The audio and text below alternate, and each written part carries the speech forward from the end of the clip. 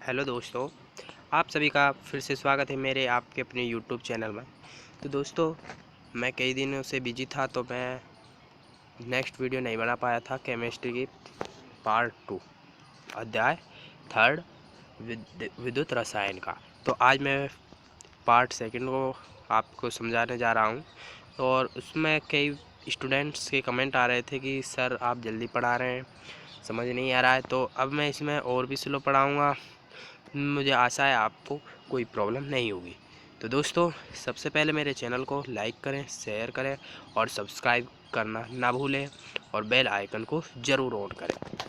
या तो चलते हैं हम हमारे टॉपिक की तरफ। हमारा नेक्स्ट टॉपिक था संक्षारण। संक्षारण क्या है ना? प्रकृति में जब धातुएं कार्बोनेट, ऑक्साइड, नाइट्रेट, सल्फेट आदि लवणों का निर्माण करके धीरे धीरे नष्ट हो जाती है तो उस क्रिया को संक्षारण कहते हैं। संक्षारण का मतलब है नष्ट होना। और वो नष्ट होती हैं कैसे? जब धातुएं कार्बोनेट, ऑक्साइड, नाइट्रेट, सल्फेट आदि लवणों को निर्माण करके, ये इन लवण है इनका निर्माण करती हैं और धीरे धीरे जो नष्ट हो जाती है उस क्रिया को ही संक्षारण कहते हैं। संक्षारण जो दो प्रकार का होता है, एक होगा रासायनिक संक्षारण, दूसरा होगा विद्युत रासायनिक संक्षारण। तो अब हम पढ़ते हैं लोहे में जंग लगना।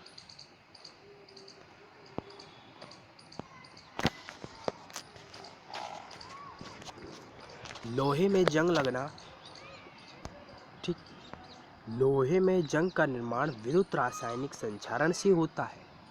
अर्थात लोहे में जंग लगना एक सेल अभिक्रिया होती है।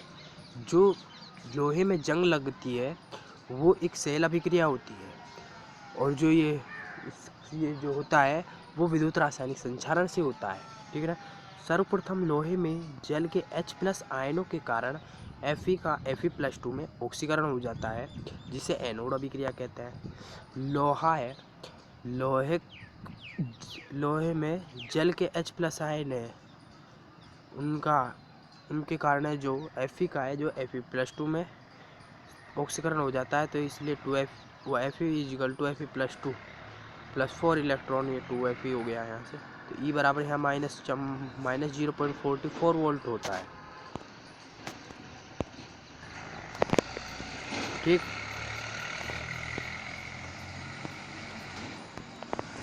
एनोड से निष्कासित इलेक्ट्रॉन ऑक्सीजन का अपचयन करते हैं, जिसे क्या कहते हैं? कैथोड कहते हैं, कैथोड अभिक्रिया कहते हैं। कैथोड पर होगी 4 इलेक्ट्रॉन प्लस में 4H प्लस में O2 = 2H2O, ठीक। E प्लस में 1.23 वोल्ट प्राप्त होता है इस पर। तो उपरोक्त दोनों अभिक्रियाओं के आधार पर लोहे में जंग लगना एक क्या है? सेल अभिक्रिया है। सेल अभिक्रिया कैथोड और एनोड दोनों पर हो रही क्रिया, तो ये सेल अभिक्रिया हो गई है। तो सेल अभिक्रिया दोनों को जोड़ दीजिए। 2Fe प्लस में 4H प्लस में O2 = 2Fe+2 प्लस में 2H2O = ई सेल बराबर 1.67 वोल्ट प्राप्त होता है इस पर। इस तरह से ये लोहे में जंग लगना है। लोहे में पूर्ण सेल क्रिया से बने Fe+2 आयन का ऑक्सीजन की उपस्थिति में Fe+3 आयन में ऑक्सीकरण हो जाता है, जिससे लाल भूरे पाउडर का निर्माण होता है। इसे लोहे में जंग कहते हैं। 4Fe+2 प्लस में XH2O प्लस में 3O2 = 2Fe2O3.XH2O, ये लाल भूरे पाउडर होता है, ठीक। दोबारा देख लीजिए, लोहे में पूर्ण सेल क्रिया से बने Fe+2 आयन का ऑक्सीजन की उपस्थिति में Fe+2 आयन में ऑक्सीकरण हो जाता है, जिससे लाल भूरे पाउडर का निर्माण होता है। इसे क्या कहते हैं? लोहे में जंग लगना कहते हैं, ठीक। ये सूत्र मैंने आपको बता दिया है। अब इसका उपाय संक्षारण से बचाने के लिए। किसी धातु को संक्षारण से बचाने के लिए अधिक क्रियाशील धातु का लेप किया जाता है। जैसे लोहे को संक्षारण से बचाने के लिए जिंक, एल्युमिनियम, टिन धातु का लेप किया जाता है, क्योंकि ये, ठीक है ना, क्योंकि ये अधिक क्रियाशील धातु है, लोहे से अधिक क्रियाशील धातु है। अब हम बात करते हैं विद्युत अपघटनी सेल के बारे में। जब विद्युत ऊर्जा रासायनिक ऊर्जा में परिवर्तित होती है तो उसे विद्युत अपघटनी सेल कहते हैं। जब विद्युत ऊर्जा रासायनिक ऊर्जा में परिवर्तित होती है उसे ही विद्युत अपघटनी अपघटनी सेल कहते हैं। और अपघटनी सेल में धारा का प्रवाह है चालकता कहलाता है। जो अपघटनी सेल में धारा प्रवाहित होती है उसे चालकता कहते हैं। अतः दो प्रकार के चालक पदार्थ पाए जाते हैं, धात्विक चालक, विद्युत अपघटनी चालक। अब हम पढ़ेंगे पहले धात्विक चालक। इसमें धारा प्रवाह इलेक्ट्रॉन की सहायता से होता है। विद्युत अपघटनी चालक में धारा प्रवाह आयनों की सहायता से होता है। धात्विक चालक में रासायनिक परिवर्तन नहीं होता, विद्युत अपघटनी चालक में रासायनिक परिवर्तन होता है। धात्विक चालक में पदार्थ का प्रवाह नहीं होता है, विद्युत अपघटनी चालक में पदार्थ का प्रवाह होता है, यानी आयनों का प्रवाह होता है। धात्विक चालक में ताप बढ़ाने पर चालकता घटती है क्योंकि कंपन ऊर्जा बढ़ती है। विद्युत अपघटनी चालक ताप बढ़ाने पर चालकता बढ़ती है क्योंकि आयनों की गति बढ़ती है। ठीक, इसमें आपको कोई समस्या नहीं होगी। अब नेक्स्ट टॉपिक पर चलते हैं। अब विद्युत अपघट्य वे रासायनिक पदार्थ जो धारा प्रवाह से आयनित हो जाते हैं अपघट्य कहलाते हैं। ये दो प्रकार के होते हैं, प्रबल, दुर्बल।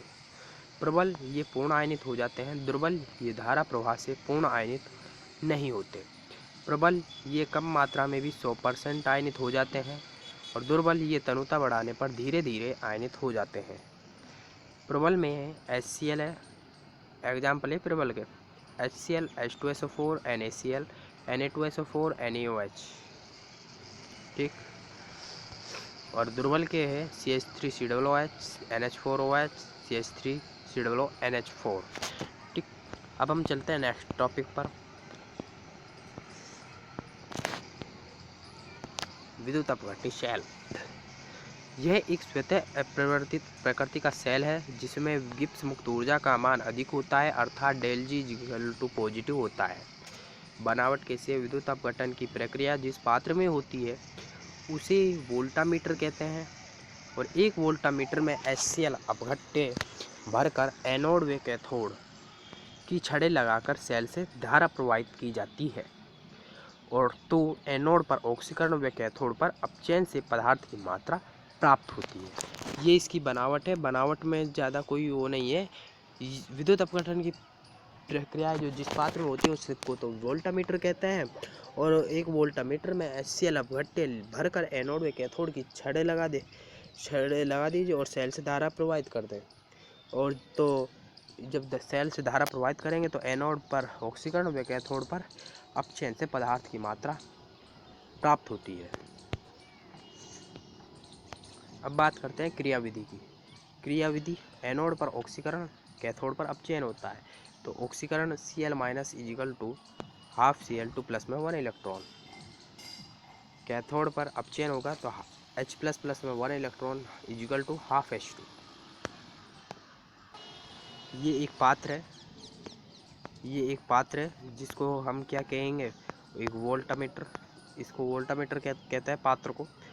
ठीक, और इसमें विद्युत अपघट्य ले लिया है हमने HCl का विद्युत अपघट्य ले लिया है जिसमें दो छड़ें एनोड व कैथोड की लगा दी गई है और इसमें सेल जोड़ दिया गया है और धारा प्रवाहित हो गई है जो कि एनोड से कैथोड की ओर जा रही है, प्लस से माइनस की ओर। ठीक, तो इसमें हाइड्रोजन जो HCl है इसमें क्लोरीन है जो तो एनोड पर भाग रही है और हाइड्रोजन है जो कैथोड पर जा रहा है। ठीक है, तो इस तरह से इसके बनावट होगी। अब हम पढ़ते हैं फैराडे के नियम। अपघटनी सेल में अपघट्यों की मात्रा का अध्ययन निम्न दो नियमों से किया जाता है। प्रथम नियम है किसी एक विद्युत अपघट्य में धारा प्रवाहित करने पर इलेक्ट्रोडों पर प्राप्त मात्रा प्रवाहित धारा के समानुपाती होती है। सीधे शब्दों में धारा प्रवाहित करने पर इलेक्ट्रोड पर प्राप्त मात्रा प्रवाहित धारा के समानुपाती होती है। ठीक, यानी कि M समानुपाती W कह सकते हैं आप डायरेक्टली। या फिर विद्युत अपघटन की प्रक्रिया में प्राप्त मात्रा प्रवाहित धारा के समानुपाती होती है। प्राप्त मात्रा है जो धारा के समानुपाती होती है। माना Q कूलाम धारा है, माना Q कूलाम धारा प्रवाहित करने पर प्राप्त मात्रा क्या है, M ग्राम है। तो प्रथम नियम हमने क्या कहा है, प्राप्त मात्रा जो प्रवाहित धारा के समानुपाती होती है। तो हमने मात्रा m मानी है m ग्राम, तो m समानुपाती q। ठीक, तो m बराबर में WQ, जो कि हमने समानुपाती चिन्ह को हटाने के लिए W लिया है। W है जो यहाँ पर समानुपाती नियतांक है, जिसे क्या कहते हैं, विद्युत रासायनिक तुल्यांक कहा जाता है।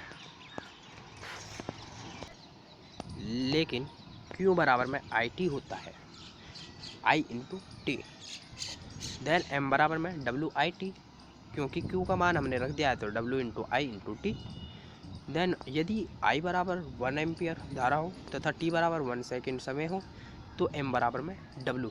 अर्थात यदि किसी अपघट्य में 1 एम्पियर की धारा 1 सेकेंड के लिए प्रवाहित की जाती है, तो प्राप्त पदार्थ की मात्रा है जो विद्युत रासायनिक अभिक्रिया विद्युत रासायनिक तुल्यांक के बराबर होती है, अर्थात M बराबर W होता है।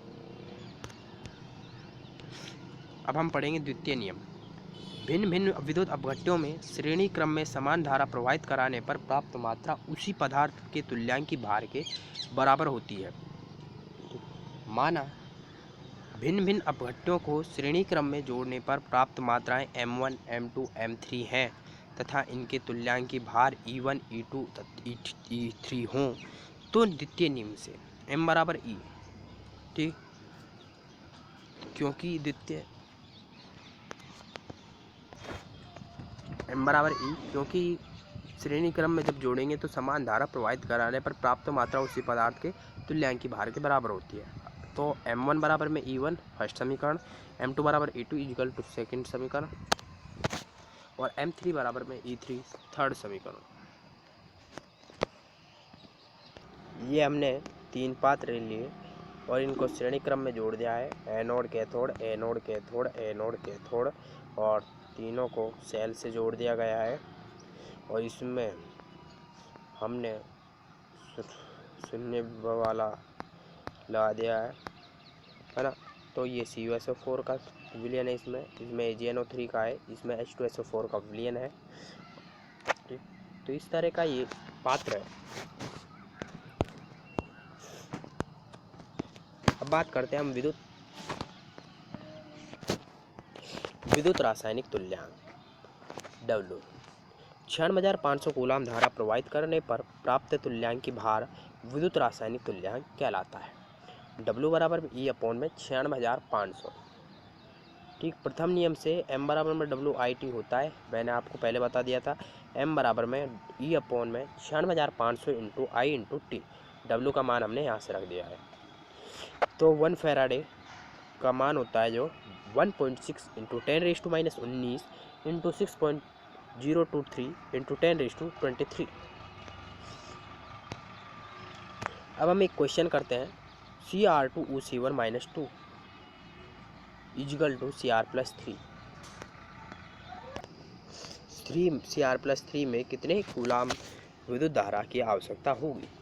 तो हम इसको सबसे पहले संतुलित करेंगे। संतुलित करने का तरीका मैं आपको बता देता हूँ। Cr2O(C1-2) है और यहाँ पर Cr+3 था, तो इसको सिद्ध करने संतुलित करने के लिए पहले हमने यहाँ पर देखा, इसमें -2 इलेक्ट्रॉन है, उस -2 संयुक्त है, इसमें +3 है, +3। ठीक, अब हमने यहाँ क्रोमियम 2 था या 1 था, तो इसलिए इस दर 2 से गुणा कर दिया, तो यहाँ इलेक्ट्रॉन जो तोतिया 6 हो गए यहाँ पर, और यहाँ पर -2 थे, तो -2 और इधर को +6, तो हमने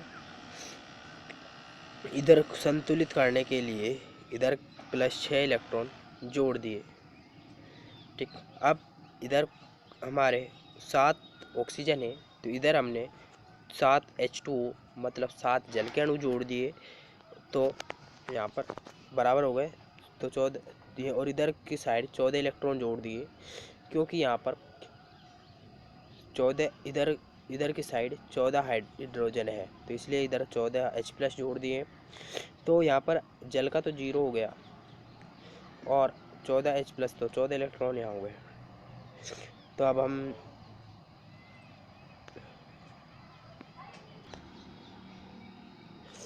ना, तो इस ये यहाँ पर -2 + 14 इक्वल टू +12 हो गए, -2 + 14 12 हो गए। +6 इलेक्ट्रॉन इधर, +12 इधर है, वो -6 इधर, +12 है तो +6 इधर हो गए, +6 इधर हो गए, तो धारा 6 इलेक्ट्रॉन प्रवाहित होगी, तो 6 फैराड हुए, तो 6 गुणा 96,500 कूलाम इजिकल टू 5,79,000 कूलाम धारा प्रवाहित होती है। इस तरह से आप सवालों को कर सकते हैं। एक और क्वेश्चन है, कॉपर सल्फेट के विलयन में 1.5 एम्पियर 1.5 एम्पियर धारा 10 मिनट तक देने पर कैथोड पर कॉपर का द्रव्यमान क्या होगा।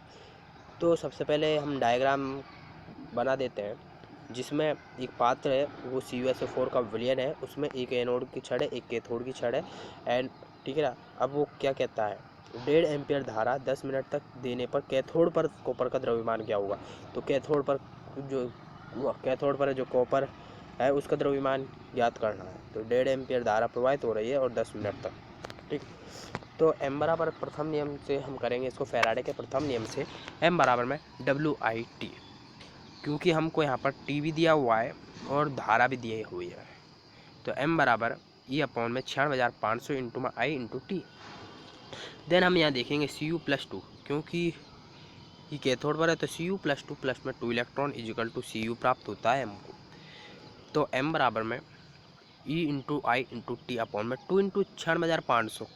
2 क्यों, क्योंकि 2 इलेक्ट्रॉन की आवश्यकता पड़ी यहाँ पर, इसलिए 2 से गुणा कर दिया।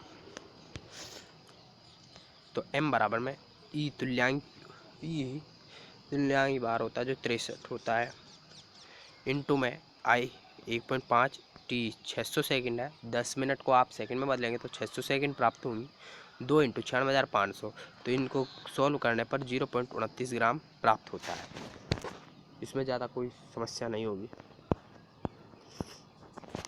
अब हम पढ़ेंगे चालकता। चालकता है जो प्रतिरोध का व्युत्क्रम क्या कहलाती है, चालकता कहलाती है। अतः C बराबर में 1/R, C को चालकता कहते हैं और 1/R, R को ओम कहते हैं, प्रतिरोध है। ओम के नियम से E बराबर में IR होता है, यानी V बराबर IR, तो इसलिए इस यहाँ पर हम E बराबर IR पढ़ेंगे। तो R बराबर में E/I, ठीक। तो 1/R is equal to I/E, then C बराबर में चालकता इजिकल टू I/E। सिंपल, इकाई निकाल लेंगे तो C बराबर क्या होता है, I/E। I को एम्पियर से, E को वोल्ट से नोट करते हैं, तो 1/R इजिकल टू E, तो इकाई तो ये गई 1/ओम इजिकल टू ओम इनवर्स, या फिर महो भी कह सकते हैं, या फिर सीमेंस SI पद्धति में सीमेंस भी कह सकते हैं आप इसको। अब हम पढ़ेंगे विशिष्ट चालकता। विशिष्ट चालकता क्या है, यह विशिष्ट प्रतिरोध का व्युत्क्रम होती है और किसी सेल का प्रतिरोध लंबाई के समानुपाती व अनुप्रस्थ काट क्षेत्रफल के व्युत्क्रमानुपाती होता है। तो R समानुपाती L/A, R बराबर में रो इंटू L/A। समानुपाती स्थिरांक को हटाने के लिए हमने यहाँ पर रो लिया है। रो को क्या कहते हैं, यहाँ पर हम विशिष्ट प्रतिरोध, रो बराबर में R इंटू A/l, तो 1/रो is equal to 1/R into L/A।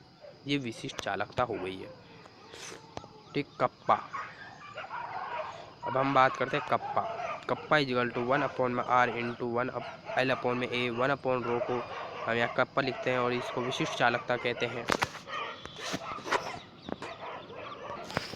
Kappa equal to ये हो गया है, तो कप्पा इजिकल टू चालकता इंटू L/A।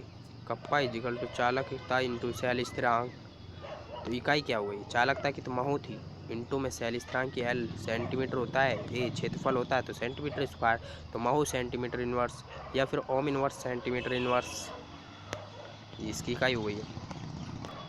थर्ड चालकता है जो वो है मोलर चालकता। 1 मोल प्रति लीटर सांद्रता के विलयन में उत्पन्न विशिष्ट चालकता मोलर चालकता कहलाती है।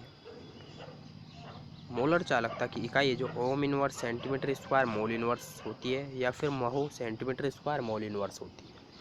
लैम्बडा m, ठीक। लैम्बडा m बराबर कप्पा इंटू 1000/C सांद्रता है। और तुल्यांक की चालकता क्या है, 1 ग्राम तुल्यांक प्रति लीटर सांद्रता के विलयन में उत्पन्न विशिष्ट चालकता तुल्यांक की चालकता कहलाती है। इकाई क्या होगी, ओम इनवर्स सेंटीमीटर स्क्वायर तुल्यांक इनवर्स, या फिर महो सेंटीमीटर स्क्वायर तुल्यांक इनवर्स, और लैम्बडा इक्विवेलेंट इजिकल टू क्या होगा, कप्पा इंटू 1000 अपॉन में सी, सी यहाँ पर नॉर्मलता है।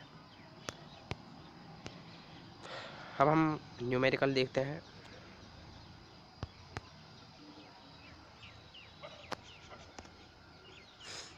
दो 298 केल्विन ताप पर 0.2 मोल के केल्विन क्लोरीन से की चालकता 2 मोल KCl की चालकता 0.0 तो 248 महो सेंटीमीटर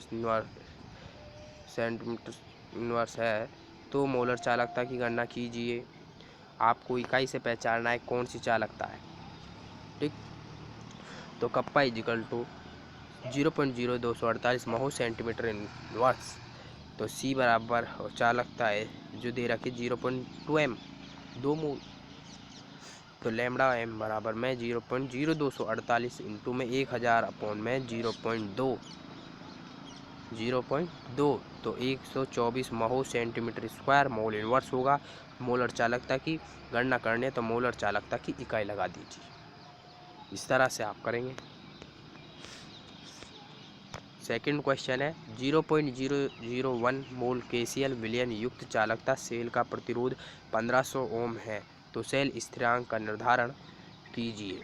यदि विलयन की विशिष्ट चालकता का मान 0.146 इंटू 10⁻³ महो सेंटीमीटर इनवर्स हो, तो कप्पा इजिकल टू 0.146 इंटू 10⁻³ और चालकता है 0.001 मोल, तो सेल स्थिरांक की गणना करेंगे तो 0.146 इंटू में 10⁻³ इंटू 1500, तो 219,000 इंटू 10⁻³ तो -219 सेंटीमीटर इनवर्स प्राप्त होता है। अब हम पढ़ेंगे कोलराउस का नियम।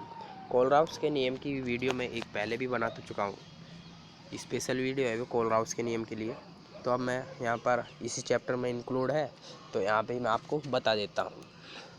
कोलराउस का नियम, किसी दुर्बल अपघट्य की अनंत तनुता पर मोलर व तुल्यांक की चालकताएं उसमें उपस्थित धनायन व ऋणायनों की अनंत तनुता पर मोलर चालकताओं का योगफल के बराबर होती है। जैसे लैम्डा m अनंत इजिकल टू लैम्डा प्लस अनंत प्लस में लैम्डा माइनस अनंत। कोलराउस का नियम एक बार और देख लीजिए क्या है।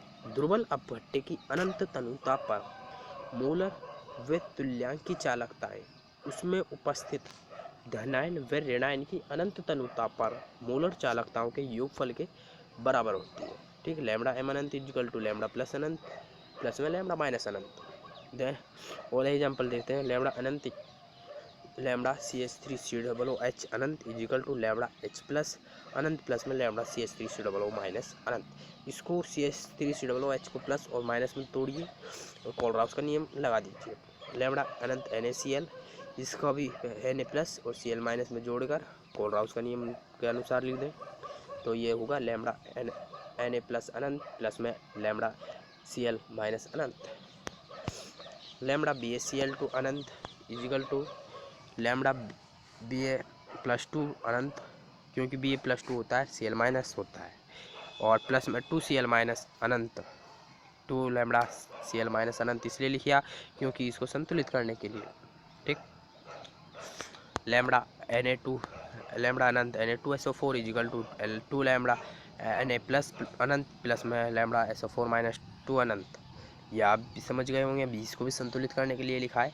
हाफ लैम्डा Na2SO4 अनंत equal to lambda Na plus अनंत प्लस में हाफ लैम्डा SO4 माइनस 2 अनंत लिखेंगे। अब हम पढ़ेंगे कोलराउस नियम के उपयोग। कोलराउस नियम के उपयोग, फर्स्ट उपयोग है दुर्बल अपघट्य की चालकता का मापन करना। तो किसी प्रबल अपघट्य की चालकता को प्रत्यक्ष ज्ञात किया जा सकता है, अतः प्रबल अपघट्य की सहायता से कोलराउस के नियम से दुर्बल अपघट्य की चालकता को ज्ञात किया जा सकता है। जैसे एसिटिक अम्ल की चालकता का मापन CH3COONA NaCl HCl से ज्ञात करना। अब हम करेंगे ज्ञात एसिटिक अम्ल की चालकता का मापन करेंगे CH3COONA से NaCl से HCl से, ठीक। तो हम सबसे पहले 3 समीकरण बनाएंगे लैम्डा CH3COONA अनंत की, तो ये बनेगी लैम्डा CH3COO माइनस अनंत प्लस में लैम्डा Na प्लस अनंत। फर्स्ट समीकरण बन गई। Lambda N N C L अनंत equal to lambda N A plus अनंत प्लस में लैम्डा सी एल माइनस अनंत। सेकेंड समीकरण बन गई है। तीसरी समीकरण है लैम्डा एच सी एल अनंत equal to lambda H plus अनंत प्लस में लैम्डा सी एल माइनस अनंत। थर्ड समीकरण हो गई। चौथी समीकरण हम एसिटिक अम्ल की लिखेंगे तो लैम्डा अनंत C H three double H equal to lambda C H three double minus अनंत प्लस में लैम्डा एच प्लस अनंत। फोर्थ समीकरण। अब हमको ये जो चौथी समीकरण है इस तरह से बनानी है हमको, है ना। तो यानी C lambda C H three double H अनंत प्राप्त करना है। तो वो कैसे प्राप्त होगा? समीकरण 1 व 3 को जोड़कर 2 घटाने पर। ठीक, आप इनको एक पेज में लिख लीजिएगा, फर्स्ट सेकंड थर्ड फोर्थ समीकरण को, और जो इस तरह से मैं करा रहा हूँ उस तरह से करना। फर्स्ट समीकरण व थर्ड समीकरण को जोड़ना और फिर जोड़कर 2 को घटा देना, समीकरण 2 को घटा देना। तो lambda C H three double N A plus में लैम्डा एच सी एल अनंत माइनस में lambda N H C L अनंत equal to lambda C H three double minus plus में लैम्डा अनंत लैम्डा एच प्लस अनंत।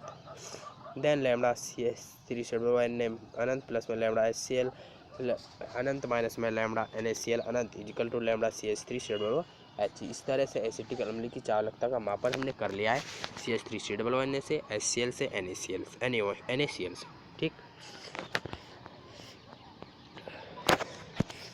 अब हम एक question देखते हैं। C H three C double N A H C L N A C L का अनंत अनुताप पर मान है जो 91.0 425.4 126.4 mho centimetre square mole inverse है। तो C H three C double H की मोलर चालकता क्या होगी? आंसर है lambda C H three C double N A अनंत प्लस में lambda H C L minus H C L अनंत माइनस में lambda N H C L अनंत equal to lambda C H three double H. ये हम अभी पहले याद कर चुके हैं, इसलिए मैंने डायरेक्ट लिख दिया, नहीं तो फिर दोबारा से सॉल्व करना पड़ता। अगर एग्जाम में क्वेश्चन आता है तो आपको पूरा सॉल्व करके लिखना होगा।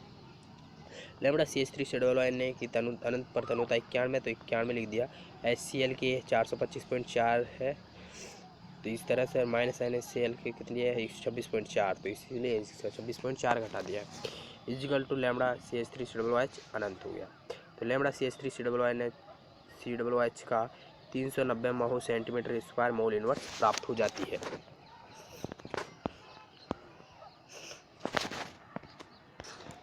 अब हम गणना करेंगे अभिगमनांक की गणना। तो अनंत अनुपातता पर आयन की मोलर चालकता व अनंत अनुपात पर अपघट्य की मोलर चालकता का अनुपात है जो अभिगमनांक कहलाता है।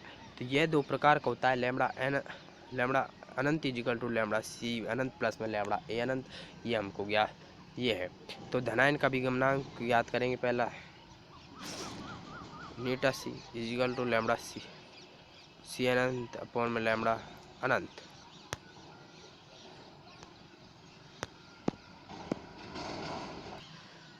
ऋणायन का अभिगमनांक N equal to lambda A अनंत अपॉन में लैम्डा अनंत। देन मोलर चालकता गणना lambda C equal to N C lambda अनंत फर्स्ट, और लैम्डा ए अनंत इजिकल टू लैम्डा व एन ए लैम्डा अनंत, ये सेकंड समीकरण हो गई। दोनों को जोड़ दीजिए, लैम्डा अनंत equal to N C lambda Anant plus में एन ए लैम्डा अनंत। अब हम याद करेंगे वियोजन की मात्रा की गणना। ठीक, तो सी सांद्रता की मोलर चालकता व अनंत अनुता की मोलर चालकता का अनुपात है जो वियोजन की मात्रा कहलाती है। जैसे alpha equal to lambda C upon में लैम्डा अनंत अनुता पर, lambda C equal to kappa into 1000 upon में सी मोलरता है। लैम्डा अनंत इजिकल टू लैम्डा सी अनंत प्लस में लैम्डा ए अनंत। Then alpha equal to kappa into में 1000 अपॉन में सी मोलरता अपॉन में लैम्डा सी अनंत प्लस में लैम्डा ए अनंत। और वियोजन स्थिरांक है वो के बराबर में सी अल्फा स्क्वायर अपॉन में 1 माइनस अल्फा होता है, तो के बराबर में सी अल्फा स्क्वायर हो जाता है, क्योंकि यहाँ पर अल्फा का मान 0 होगा, तो के बराबर में सी अल्फा स्क्वायर। अब प्रश्न देखिए, 0.025 मोल प्रति लीटर मेथेनोइक अम्ल की चालकता 46.1 महो सेंटीमीटर स्क्वायर मोल इनवर्स है। इसकी वियोजन की मात्रा व वियोजन स्थिरांक की गणना कीजिए। यदि लैम्डा एच प्लस अनंत इजिकल टू 349.6 और lambda HCO minus equal to 54.6 mho centimetre square mole inverse है। ठीक, तो चालकता 0.025 मोल है। Lambda C 46.1 mho centimetre square mole inverse है। देन लैम्डा अल्फा होगी लैम्डा C अपॉन में लैम्डा प्लस अनंत प्लस में लैम्डा माइनस अनंत। Then alpha equal to 46.1 upon में 349.6 प्लस में 54.6 इजिकल टू 46.1 अपॉन में 4.2।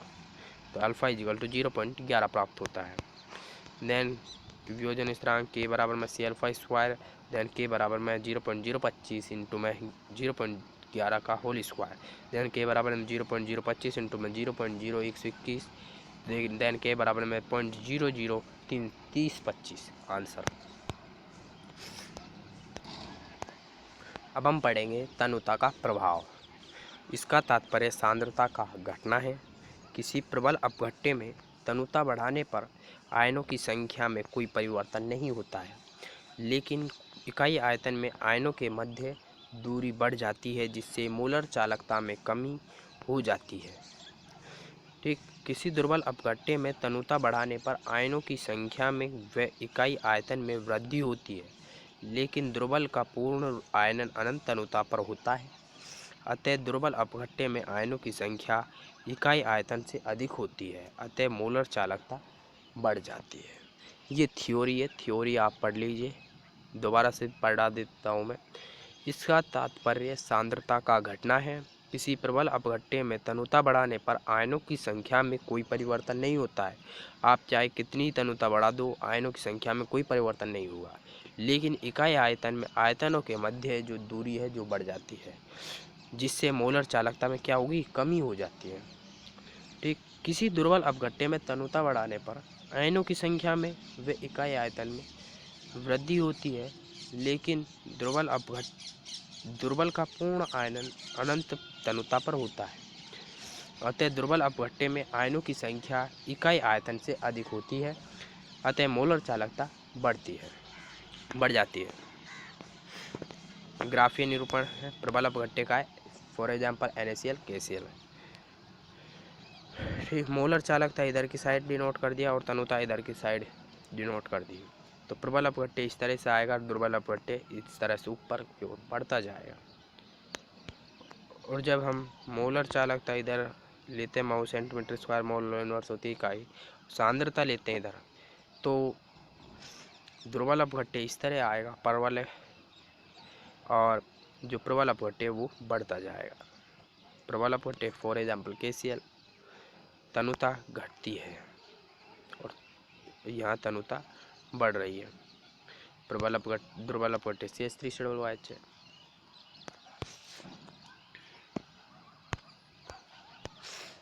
अब है चालकता का मापन। कोलराउस के अनुसार चालकता का प्रायोगिक मापन निम्न सूत्र की सहायता से किया जाता है। Lambda C equal to lambda अनंत माइनस में B√C।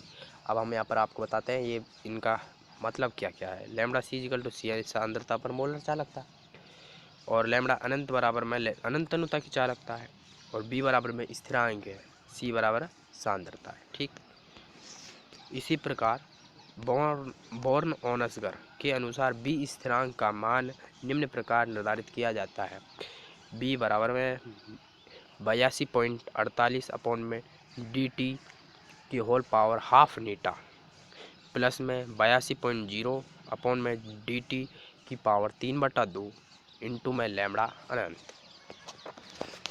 देन लैम्डा C बराबर में लैम्डा अनंत माइनस में 82.48 अपॉन में dt की पावर हाफ नीटा, प्लस में 82.0 अपॉन में dt की पावर 3/2 इंटू में लैम्डा अनंत और इंटू में √C।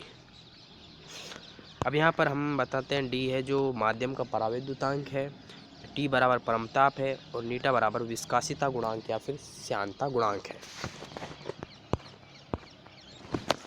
अब हम करेंगे व्हीटस्टोन ब्रिज की सहायता से चालकता का मापन। आप फिजिक्स में पढ़ चुके होंगे या फिर अभी पढ़ेंगे। मैंने अभी आपको ये व्हीटस्टोन सेतु पढ़ाया नहीं है, वहाँ पर अभी हम पहुँचे नहीं हैं, तो मैं आपको पढ़ा भी दूंगा। व्हीटस्टोन ब्रिज है, इसकी सहायता से हम चालकता का मापन करेंगे। व्हीटस्टोन सेतु है, ये ब्रिज है, इसमें 4 प्रतिरोध होते हैं, ठीक है ना, R1, R2, R3 और R4 पे हमने सेल ले लिया। R1, R2, R3 तो प्रतिरोध है और R4 पर सेल ले लिया है, और बीच में गैल्वेनोमीटर लगा होता है, तो इसको सेल से जोड़ दिया है। इस तरह से ये व्हीटस्टोन ब्रिज बन गया है। व्हीटस्टोन सेतु में R1 अपॉन में R2 equal to R3 upon में R4 होता है। मैं आपको सिद्ध कर दूंगा फिजिक्स में जब पढ़ाऊंगा तो। और R4 यहाँ से हम निकालेंगे, सेल का चालकता का मापन कर रहे हैं, तो R4 बराबर में R2 इंटू में R3 अपॉन में R1, देन चालकता C बराबर में 1 अपॉन में R4 हो गया। ठीक, अब पढ़ेंगे विद्युत रासायनिक श्रेणी। मानक अपचयन विभव के आधार पर अंतरराष्ट्रीय सहमति से बनाई गई श्रेणी को विद्युत रासायनिक श्रेणी कहते हैं। ठीक है ना, ये अंतरराष्ट्रीय सहमति से बनाई गई थी। लिथियम Li+, ये प्रबल अपचायक है, और K+, Ba+2, Ca+2, Na+2, Mg+2, Al+3, Mn+2, H2O, Zn+2, Cr+2, Fa+2, 2CD+2, Ni+2, Sn+2, Pb+2, H2 0 होता है, Cu+2, Cu+, I2, F+3, Br2, Ag, Au, ये इसी क्रम में आएगी। और प्रबल ऑक्सीकारक Au है, प्रबल अपचायक लिथियम है, Li+ है। इस श्रेणी को आप याद कर लीजिएगा, आप इसका स्क्रीनशॉट भी ले सकते हैं। इस श्रेणी का स्क्रीनशॉट लीजिएगा और याद करिएगा इस श्रेणी को। अब हम क्वेश्चन देखते हैं। क्या एक जिंक के पात्र में कॉपर सल्फेट के विलयन को रख सकते हैं? नहीं रख सकते, क्योंकि Zn का मानक अपचयन विभव है जो Cu कॉपर से कम होता है, अतः जिंक Cu से अधिक क्रियाशील होता है, अतः कुछ समय पश्चात विलयन ZnSO4 का बन जाएगा। तो Zn प्लस में CuSO4 is equal to ZnSO4 plus Cu बन जाएगा। तो इसलिए हम नहीं रख सकते हैं, जिंक के पात्र में कॉपर सल्फेट के विलयन को रख सकते हैं, नहीं रख सकते। ठीक है ना। प्रश्न नंबर 2 है, निम्न मानों के आधार पर धातु की अपचायकता का क्रम व्यवस्थित कीजिए। K+/K equal to -2.93 volt, Ag+/Ag equal to +0.80 volt, Hg+2/Hg equal to 0.79 volt, Mg+2/Mg equal to -2.37 volt, Cr/Cr+3 equal to +0.74 volt. तो इसको हम धातु की अपचायकता के क्रम में लिखेंगे, तो Cr+3/Cr इजिकल टू -0.74 लिख लीजिए इसको सबसे पहले। तो इसका क्रम होगा K+/K is greater than Mg+2/Mg is greater than Cr+3/Cr is greater than Hg+2/Hg is greater than Ag+/Ag। ठीक,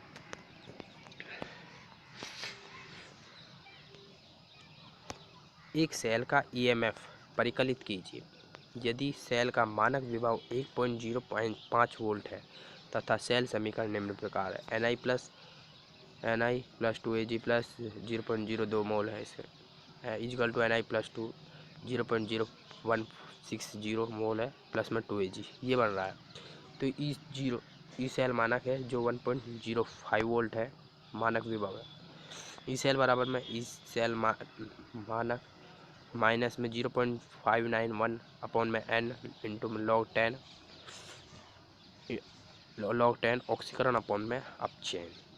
तो ई सेल मानक का मान रखा है 1.05 माइनस में 0.592 अब 591 अपॉन में 2 log 10 0.160 अपॉन में 0.002 का होल स्क्वायर, देन 1.05 माइनस में 0.295 log 10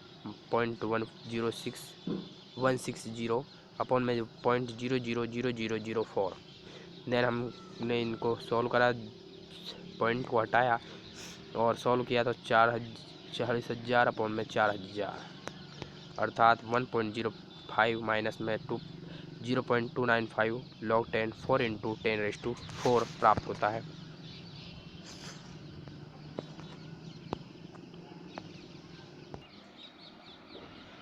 दूसरा क्वेश्चन है 298 केल्विन ताप पर मानक सेल का मान है जो 0.236 वोल्ट है। तो सेल अभिक्रिया की मानक गिब्स ऊर्जा निम्न साम्य स्थिरांक का परिकलन कीजिए जिसके लिए सेल अभिक्रिया निम्न प्रकार है। 2Fe प्लस 3 प्लस में 2I minus equal to 2Fe plus 2 plus में I2। डेल जी मानक का सूत्र होता है माइनस NFE सेल, देन डेल जी मानक is equal to minus 2NF2 into 6500 into में 0.236। तो डेल जी मानक इजिकल टू माइनस 45548 जूल प्राप्त होती है। तो डेल जी मानक बराबर माइनस RT log 10 के भी होता है। डेल जी मानक is equal to minus 2.303 volt 2.303 RT log 10 के। डेल जी मानक is equal to minus 2.303 into 8.314 into 298 into में log 10 के। तो log 10 के का मान आ गया माइनस 45548 इंटू में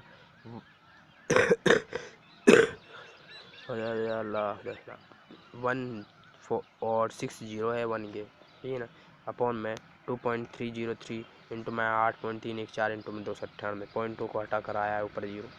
सेल विभव है विभवांतर में विभेद बताइए। सेल विभव है इसका मापन विभवमापी से होता है, विभवांतर का मापन वोल्ट मीटर से होता है। सेल विभव का मान खुले परिपथ में होता है और विभवांतर बंद परिपथ में। सेल विभव विद्युत वाहक बल के बराबर और विभवांतर विद्युत वाहक बल से कम होता है। तो इस तरह से हमारा जो चैप्टर है वो ख़त्म हो चुका है। यदि आपको इस चैप्टर में कोई समस्या है तो मुझसे आप ज़रूर पूछिएगा और कमेंट में ज़रूर बताइएगा कि ये वीडियो कैसी लगी, और हमारे इस चैनल को सब्सक्राइब करना न भूलें। और दोस्तों मैं आपसे माफ़ी चाहता हूँ, मैं आपको वो नोट्स PDF में नहीं भेज सका। तो वो PDF है जो मैं आपको मंडे को सेंड कर दूँगा, यानी कि 16 जुलाई को सेंड कर दूँगा। आप मुझे व्हाट्सएप पर मैसेज भेज दीजिएगा। मेरे व्हाट्सएप नंबर इसमें डिस्क्रिप्शन में दिए गए हैं। तो दोस्तों सबसे पहले मेरे इस चैनल को लाइक करना, शेयर करना और कमेंट ज़रूर करना और सब्सक्राइब करना नहीं भूलिएगा। और दोस्तों इस जो मैंने आज ये पढ़ाया है इसकी PDF है जो आप अभी लेना चाहते हैं तो मुझे अभी व्हाट्सएप करके मैसेज कर दीजिएगा, ये तुरंत आपको PDF मिल जाएगी। तो धन्यवाद दोस्तों।